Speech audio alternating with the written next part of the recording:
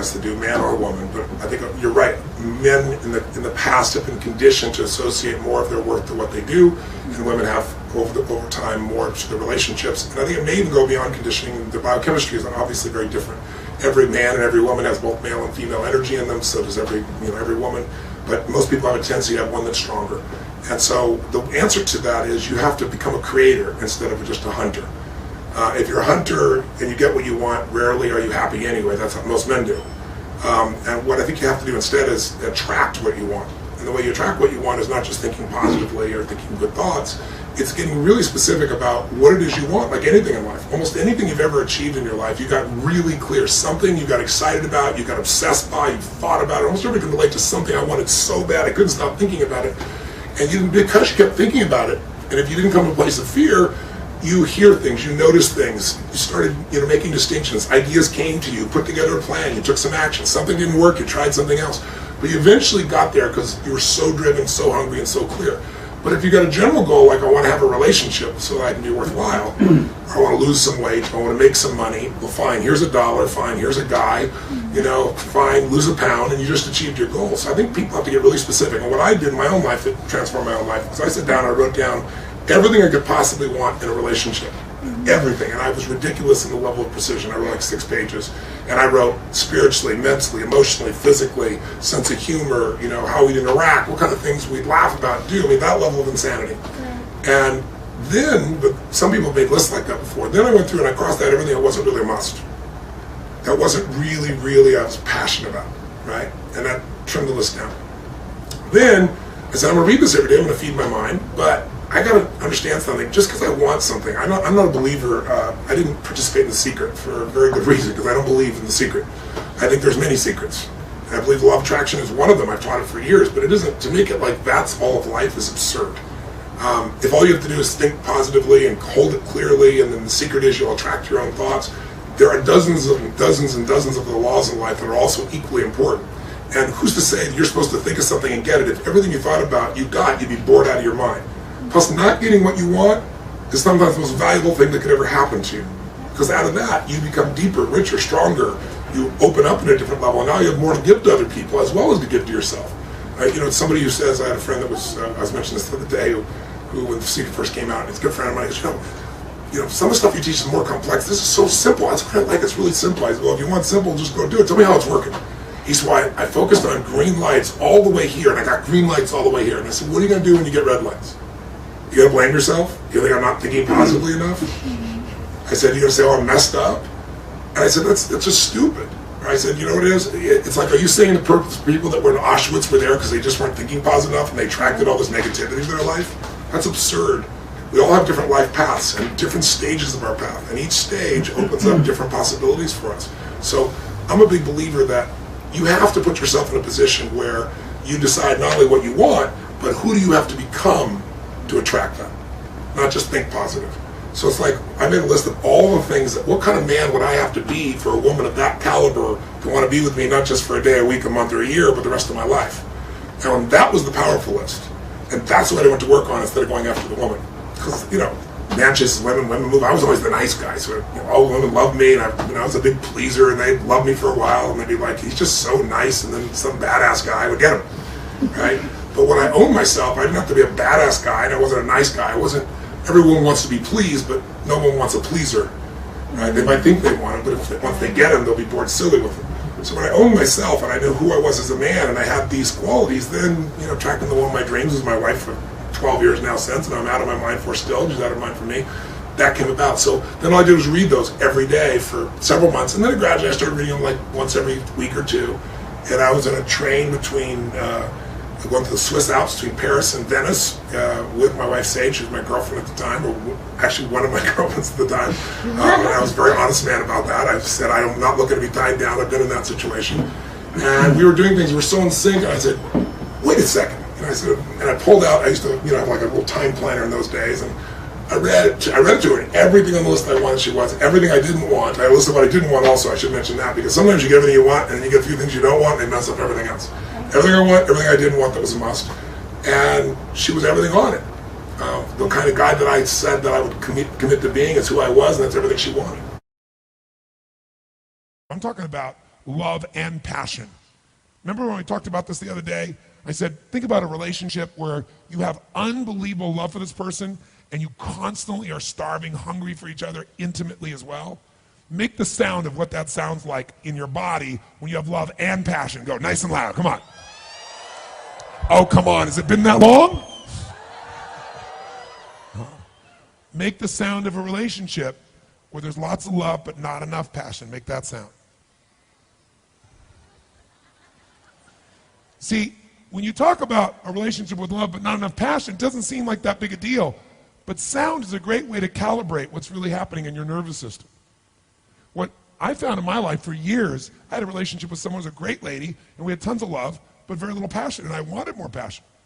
But I didn't understand what the triggers were. I didn't understand the differences in values and rules. I didn't know how to shift anything. Nobody teaches you this. And so I'd be in this experience where it's like, wow, you know, I remember being on stage vividly in a room that would have been my ultimate years before. It was at the Continental Center in New York City. There were 13,000 people in the room, 12,000 something hundred, almost 13,000 people.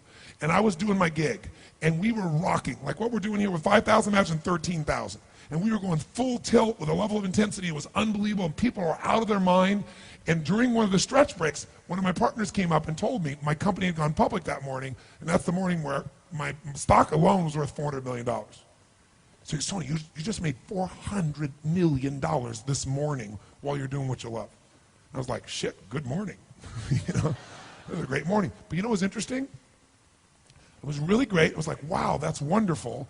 And then what I really want to do is get right back into what I loved. It didn't, like it was a cool thing, but it didn't change my life.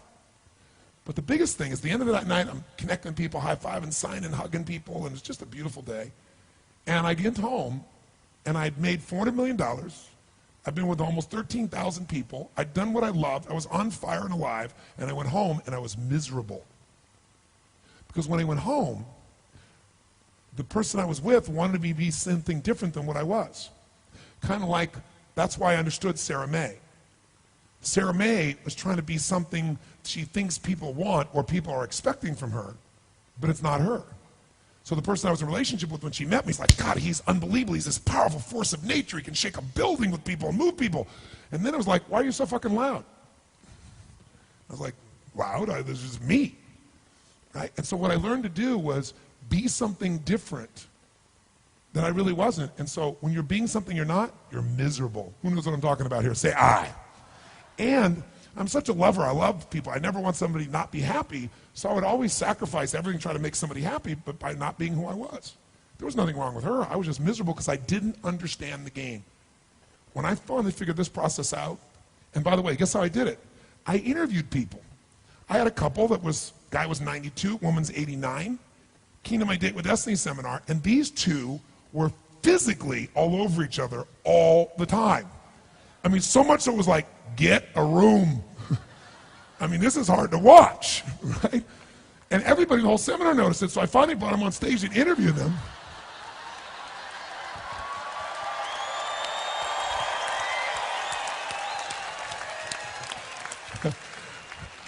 Shit, they're young punks in their 60s.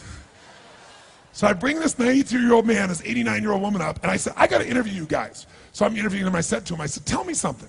I said, you two seem to not just love each other, you love each other. And they went, oh yeah. I mean, like, you're rather physical, aren't you? They said, oh yes, we love to be together. I said, and you guys have intimate relations? Oh yes, every day. Every day? Sometimes several times a day, the woman says. No exaggeration. And they were so adorable, and they were like all over each other, hugging each other, grabbing each other, touching each other. And I said to him, I said, okay, there are a lot of people that think when you're together 3, 4, 5, 10 years, you know, there's nothing new. They said, nothing new. They just aren't being flexible enough. They're not trying new things. I said, well, tell me something. What's your belief about, like, how do you stay intimate? The woman says, well, you can't just talk. You got to touch. And she said, like, touch lots of things. And she's so adorable. And so I said, so you guys have this passion all the time? Yeah. And I said, what's your belief? And he said, well, we believe that it's never boring. Because we believe there's nothing ugly between two people who love each other, nothing dirty between two people who love each other. She said, yeah, here's our rule. We try anything once, and if we like it, we do it again. So I spent 5